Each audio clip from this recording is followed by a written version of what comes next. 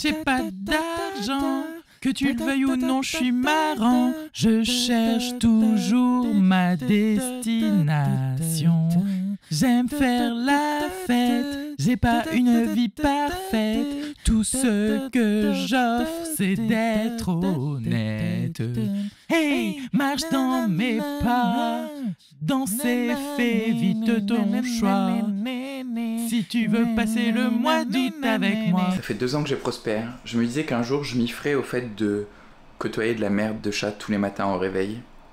Ce jour n'est pas aujourd'hui. Aujourd'hui est un jour cool parce que j'ai eu ma paye. Oui, malheureusement je ne suis pas Léna Situation. Ça faisait quelques jours que la fin de mois était très compliquée. J'attends ma paye avec impatience tous les mois. Et ce mois-ci n'a pas fait exception.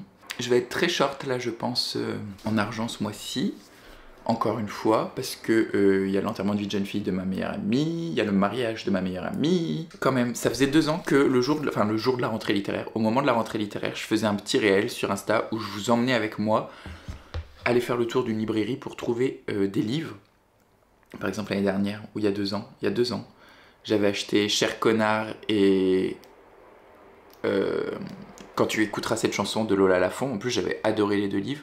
Donc j'ai envie de me faire un petit plaisir, même si je sais que j'ai pas d'argent.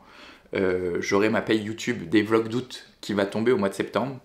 Grâce à vous, j'ai gagné un peu plus d'argent. Alors c'est moins de 200 € hein, sur un mois. C'est déjà bien parce que d'habitude c'est ce que je gagne en gros sur 2 mois. Donc là j'ai fait 3 mois même presque. Je vais faire une paye en un mois de ce que je touche d'habitude en 2 ou 3 mois. Donc je me dis, même si bon bah faut que je garde cet argent parce que je vais en avoir besoin, je m'autorise à aller acheter un livre en librairie. Donc je pense que tout à l'heure, ce matin, j'aime bien aller acheter les livres le matin à la librairie, vers 10h30, 10h30, je vais aller m'acheter un livre et boire un café en terrasse. Voilà, je sais pas du tout ce que je vais acheter. En fait, j'ai repéré quelques livres. Il y a Bien-être de Nathan Hill, Dors ton sommeil de brute de Carole Martinez. Il y a un livre québécois, mais je sais pas si il est sorti en France. Je sais plus le titre d'ailleurs. Le bronzage de merde que je me tape sérieusement. Pas de doute, je suis resté à Reims pendant l'été. Celui-ci, de Jean-Michel Fortier, Tout me revient maintenant. Et c'est aux éditions La Pêche, je crois. Colin, bientôt 17 ans, et sa beste Eugénie Bujold font comme tous les adolescents de Sainte-Foy en 2003, attendre l'autobus, flâner au centre commercial, se brancher sur MSN, travailler le dimanche, avoir honte de ses parents, tout faire pour ne pas devenir les rejets de l'école. En secret, Colin écoute Céline Dion et aime les garçons. Faut pas aller plus loin, moi on me dit 2003, MSN, Colin aime les garçons. Je signe. Vu que c'est ma copine québécoise Karine de Mon Coin Lecture qui l'a lu, je pense que c'est une sortie québécoise, mais je sais pas si ça sort en France. Ah non, c'est pas les éditions La Pêche, c'est les éditions La Mèche. Ah mais non, mais c'est vieux comme Hérode. Ah non, ça sort que le 1er octobre 2024, donc je pense que c'est sorti uniquement au Québec pour l'instant. Bah il va falloir attendre avant de l'acheter celui-ci. Bref, donc du coup je sais pas ce que je vais acheter. Là je vais lire un peu en buvant mon café et on verra ça pour tout à l'heure. Ah, je vais te passer un truc. Avant d'aller en ville, il faut quand même que je monte le vlog d'aujourd'hui. Mais si j'ai eu ma paye, c'est dire que c'est bientôt la fin du mois qu'il n'y a plus de vlog, hein, rassure-moi. Oui, le 30 août. Demain, c'est le dernier vlog. Enfin, demain, c'est le dernier que je tourne. Et donc, dimanche... Demain, on est quoi? Demain, on est samedi, oui. Du coup, dimanche, ça sera le dernier vlog que je monterai. Ça va être trop triste. En plus, vous aurez l'occasion de dire au revoir à certains personnages du vlog, dans le vlog de demain, car je vois des copains.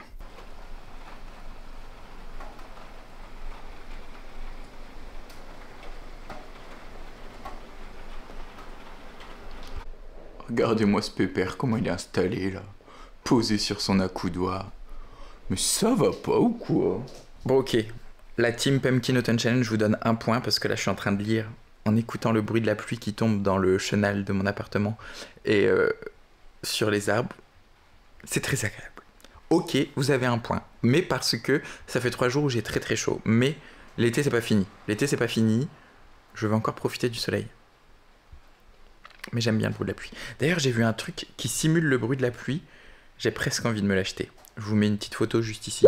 Ma main est prise, donc je peux pas vous montrer. Juste là, vous avez une photo. C'est par contre sur Temu ou sur un site à la con, donc bon, c'est pas ouf. Mais ça a l'air génial. Regardez, la commère qui a entendu la pluie, là. Hein, Prosper, la commère? Prosper, la commère. Je peux pas imaginer le bonheur que j'ai ressenti ce matin en choisissant mes habits dans mon armoire qui était rangée, ne pas avoir à aller chercher un caleçon dans un sac, un t-shirt dans un autre sac, un pantalon dans un autre... Oh, Ça m'a fait un bien, mais fou. Audace. Je sais pas si vous connaissez cette meuf sur Instagram. Et en plus, je sais pas, j'aime trop. J'avais jamais mis. C'est complètement con. J'ai juste mis le lit au milieu de la pièce. D'ailleurs, il est pas centré par rapport à la fenêtre. Ça me stresse un peu. J'avais jamais mis la chambre dans ce sens-là. Et pourtant, Dieu sait que la chambre, c'est à peu près le seul endroit où je peux bouger les meubles parce que j'ai pas beaucoup de meubles, contrairement au salon. Donc le lit, il a fait déjà tous les sens, possibles et inimaginables. Et je l'avais jamais mis comme ça. Et j'ai adoré. Enfin, j'adore. Bref, je vais faire mon montage. Répondre à quelques mails, il faut que je m'organise pour le concours, car Lily m'a répondu que finalement elle avait déjà beaucoup de livres et qu'elle préférait faire partager son lot, enfin qu'elle voulait que quelqu'un d'autre gagne le lot. Donc il faut que je regarde le mail suivant après Lily, qui est-ce que c'est, pour la contacter et lui dire qu'elle a gagné Fabrice Nguena, Afro-Cuir et Eunice de Lisette Lombé. Et puis voilà, il s'est arrêté de pleuvoir, donc je pense qu'une fois que tout ça sera fait, j'irai faire mon petit tour en librairie. J'ai encore fait une Flowfly Idiot of the Village. Je viens de me casser le cul, vite fait. J'ai essayé de faire des plans de moi un peu en train de nettoyer le miroir de façon sexy. J'ai pas appuyé sur play. J'ai fait tous les miroirs, toutes les vitres de l'appartement, et j'ai pas filmé. Et bah sachez que mes vitres sont propres, mais que vous ne le verrez pas. Et qu'il pleut toujours. Vraiment, les astres s'alignent pour que je n'ai pas de bonheur cet été. Je voulais aller en librairie, aujourd'hui, ce matin. Il y a une accalmie. J'ai survécu à 3 jours de festival sous la flotte avec de la boue jusqu'aux genoux. Je vais me changer parce que là, j'ai mis un crop top, donc bon. S'il pleut et qu'il fait froid, c'est pas forcément le meilleur. Je vais mettre un haut un peu plus chaud et je vais aller acheter mon livre de la rentrée littéraire en fait. Il n'y a pas à me mettre des bâtons dans les roues. Le petit outfit du jour. J'ai mis un petit pas de def, un polo, un kawaii, le tote bag Rimbaud pour montrer que je suis un littéraire. Et je vais aller acheter... Ouh, ça fait très bleu, blanc, rouge presque. Surtout qu'il y a des motifs un peu clairs là sur mon pantalon. Je suis patriote aujourd'hui. Est-ce que ça fait un peu de tenue de rentrée? Est-ce que je pourrais aller au travail comme ça lundi? Je prends pas la caméra parce que ça va être trop chiant, mais j'y vais. J'y vais.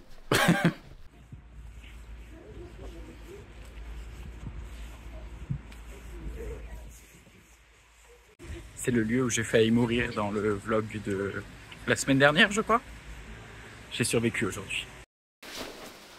Je suis trempé. Pas à cause de la pluie, mais à cause de la chaleur. Ce kawaii tient hyper chaud, ainsi que ce polo d'ailleurs. Il a même pas plu. Il a plu un peu, 3-4 gouttes quoi. Je me suis acheté un livre à la librairie indépendante. J'ai pas fait de plan. Et je me suis pris à manger à la boulangerie. J'ai pris un flan et une part de pizza qu'il m'a gentiment coupé en deux le monsieur. Je vais faire réchauffer la pizza dans mon air fryer. La pizza au air fryer, c'est délicieux. Pas besoin de mettre longtemps, 5 minutes ça suffit. Je me languis d'avance. Et j'ai vraiment chaud là, j'ai un coup de chaud, une suée. Quelle horreur. Je me suis acheté quoi comme livre? Allez, je vous le montre. Un livre que j'avais pas vu, mais parce que cette année, je les ai pas contactés.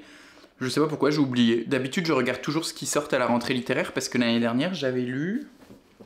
Je ne sais plus. Un livre de chez eux, et j'avais beaucoup aimé Abel Quentin, Le Voyant d'Étampes. Bref, j'ai acheté La Couronne du Serpent de Guillaume Périlou, aux éditions de l'Observatoire, qui est un roman qui raconte l'histoire entre Björn, qui est un jeune... qui vient de Stockholm, j'allais dire suédois, mais je suis pas sûr. Je confonds toujours la Suède, la Finlande et la Norvège, mais je pense que c'est suédois. Regardez, mais vraiment je transpire de ouf, c'est une horreur. Bref, entre Björn et Visconti, lors des castings pour Mort à Venise. Björn est l'acteur qui joue le jeune homme dans le film de Visconti, adapté du roman de Thomas Mann. C'est principalement, j'ai l'impression, une correspondance qui est inventée. Alors je sais pas si c'est uniquement entre Björn et... Non, il y a les parents aussi du petit garçon. Mais voilà, entre la famille de l'acteur et lui-même, et aussi entre Visconti et je ne sais pas qui. Ça m'intéresse parce que j'avais pas spécialement aimé Mort à Venise. Enfin, j'avais bien aimé, mais il y avait quand même un malaise dans le bordel, quoi. Donc je suis content de pouvoir voir un peu les dessous, même si c'est romancé, c'est fictionnel. L'auteur a imaginé ce qu'il avait fait. J'ai regardé quelques reviews en ligne avant de l'acheter. Il avait 3,75 sur 5 je crois, mais il n'y avait que 6 avis. Il a dû sortir là vraiment tout récemment, donc en même temps il n'a pas dû être beaucoup lu pour l'instant. Et qu'est-ce qui m'a fait passer à l'achat? Ah oui, dans une des reviews, il y avait un mec qui parlait de Marcel Proust. Voilà. Je me demande ce que Marcel Proust vient foutre là-dedans. En 2021, les documentaristes suédois Christina Lindström et Christian Petri réalisaient le portrait d'un homme maigre aux longs cheveux blancs. Interprète un demi-siècle auparavant du Gentasio dans l'adaptation par Luchino Visconti de la nouvelle de Thomas Mann La mort à Venise, Björn Andresen apparaissait à 1000 lieues du firmament où le monde l'avait laissé. Ce roman est le sien. J'ai trop hâte. En vrai, je pense que, parce que vu que je viens de me l'acheter, j'ai pas envie de le faire traîner. J'ai beaucoup de salive dans ma bouche parce que j'ai faim. Dès que j'ai fini Bravoure, je commence ce roman tout de suite. Et comme ça c'est parfait, ça ira dans ma vidéo rentrée littéraire. J'ai rien de prévu. Ah bah si, il y a le tournage avec Momotte à 16h. Donc de 16 à 17, je suis pris avec Momotte, sinon j'ai rien de vu d'autre. J'avais oublié de vous montrer qu'en plus d'aller déjà là-bas, ma pote m'avait ramené une petite babouche Marocco de Chef Shawen. Parfait.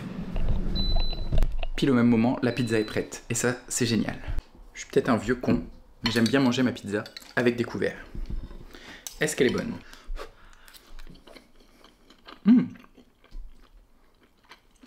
Très bonne. Bon, par contre, ça manque de fromage. Et j'avais pas fait gaffe, mais c'est une pizza au poulet. Pizza au poulet, c'est pas mes préférés. Mais il y a plein d'olives. Et ça, j'adore les olives. C'est la journée. Je viens de filmer ma dégustation du flan. Je disais que je n'avais jamais goûté le flan de la Micaline. Non, pas de la Micaline, de la Casapin. Et que je n'aimais pas les flans trop cuits, donc j'avais peur, mais en fait ça va. Il n'est pas trop cuit. Il se récupère comme ça à la langue. Crémeux. J'ai eu peur parce que il y avait des flans en vitrine, et quand je lui demande un flan, il m'a sorti un flan de sous le comptoir, genre dans un tiroir ou une armoire réfrigérée, je pense. Je me suis dit, oh, il va me refiler le flan de la veille, lui. C'est un flan, c'est bon, mais c'est pas le meilleur flan que j'ai mangé.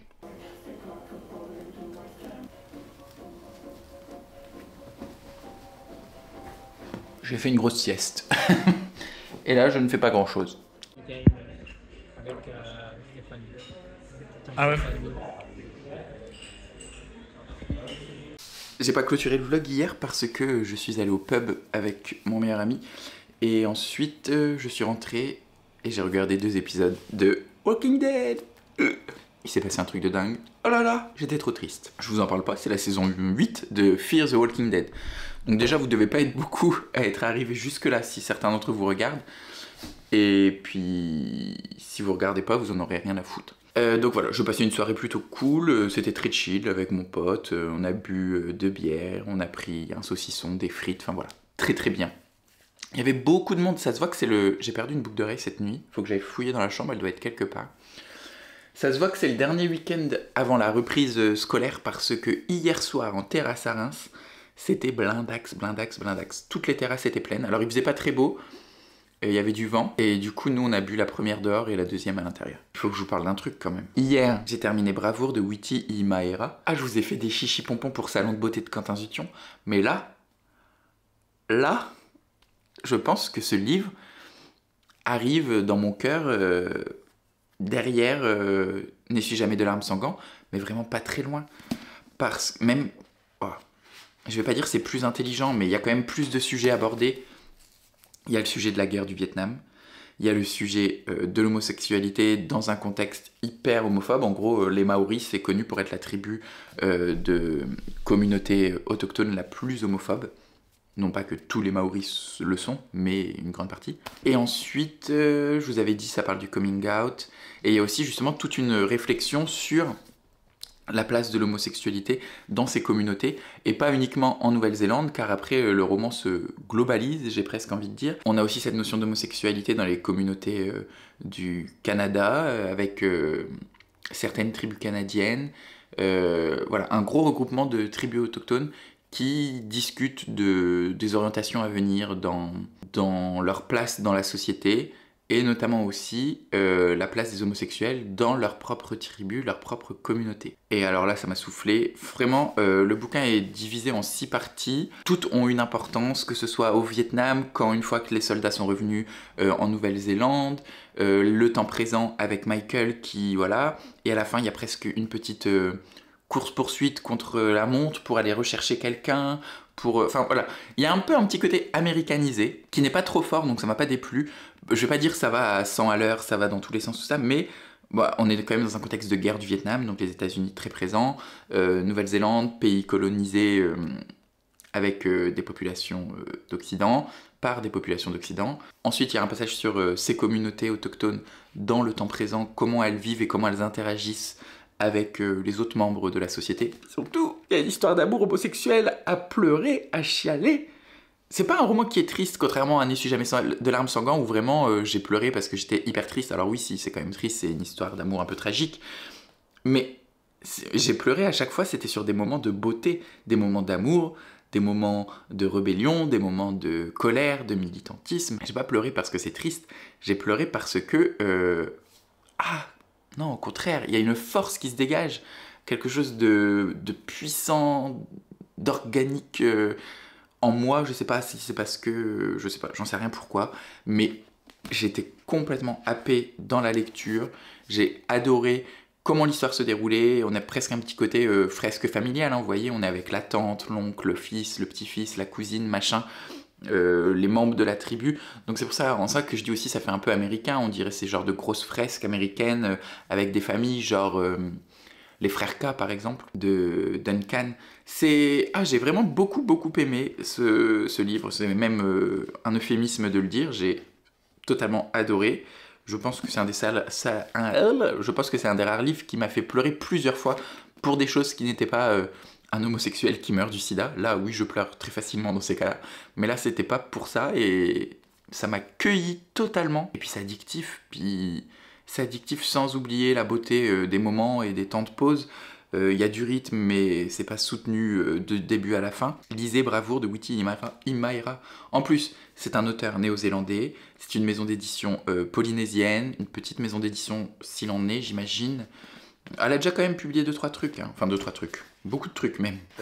Tous les romans sont un peu dans la même DA, sont très jolis d'ailleurs. La chouette là c'est pas forcément mon préféré, la couverture de celui-ci, mais il y en a des très belles. Je pense que c'est quand même de la littérature majoritairement polynésienne, néo-zélandaise, océanienne. Mais là, j'avoue que ça va être dur d'oublier ces personnages. Je peux vous le dire, ce bouquin est un énorme coup de cœur. Je vous en reparlerai peut-être un peu mieux en point lecture. Tous les livres là que j'ai lus dans ces vlogs, je referai sûrement un point lecture peut-être un peu plus concis, courant du mois de septembre. J'ai fait une pile avec tous ceux dont j'ai parlé dans le vlog parce que les vlogs là vous êtes à peu près 1000 à les regarder. Les vidéos point lecture en général vous êtes plutôt 2000, donc je me dis il y a quand même 1000 personnes qui vont louper ces lectures. Pour l'heure, je pense que je vais commencer le nouveau roman que je me suis acheté, La Couronne du Serpent de Guillaume Périllou, publié aux éditions de l'Observatoire sur Visconti et machin. Je vous fais des bisous et je vous dis à demain parce que moi il faut que je commence directement juste après le vlog de demain.